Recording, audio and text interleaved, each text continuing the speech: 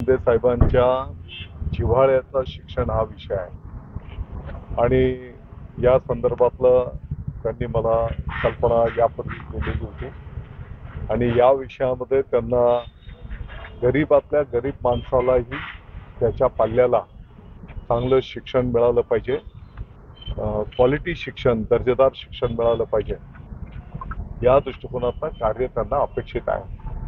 आम्ही सर्व मालेगावकर जीवाचं रान करू आणि संपूर्ण महाराष्ट्रातून एक गुणवत्तापूर्ण शिक्षण गरीबातल्या गरीब विद्यार्थ्यालाही त्या ठिकाणी मिळालं पाहिजे, या दृष्टिकोनातनं प्रयत्न करू. पण तुमच्या मनात हा शालेय शिक्षण मंत्रालय होतं का आणखी दुसरं? मला वाटतं की माझ्या मनापेक्षा उपमुख्यमंत्री महोदय, मुख्यमंत्री महोदयांच्या मनामध्ये काय विषय आहे ते जास्त महत्वाचं आहे आणि म्हणून त्या दृष्टिकोनातनं आम्ही सगळे कार्य करू.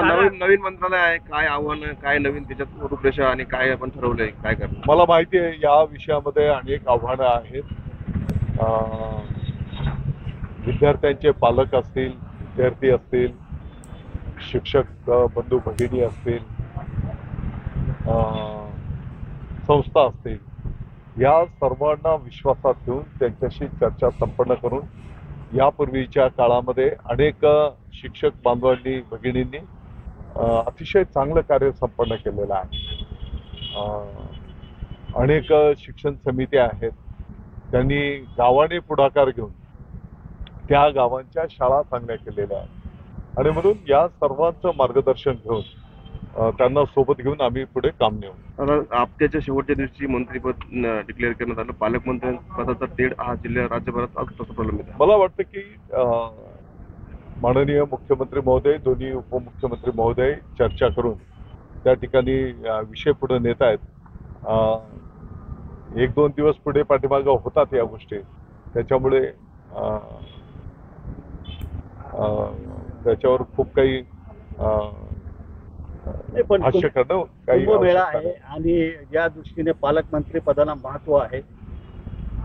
पालकमंत्री पद तुम्हाला मिळावं अशी या संदर्भामध्ये पण माननीय मुख्यमंत्री महोदय, उपमुख्यमंत्री महोदय चर्चा करून निर्णय करतील. ते जे निर्णय करतील त्याची अंमलबजावणी करणं शिवसैनिक म्हणून आपले काम असणार आहे.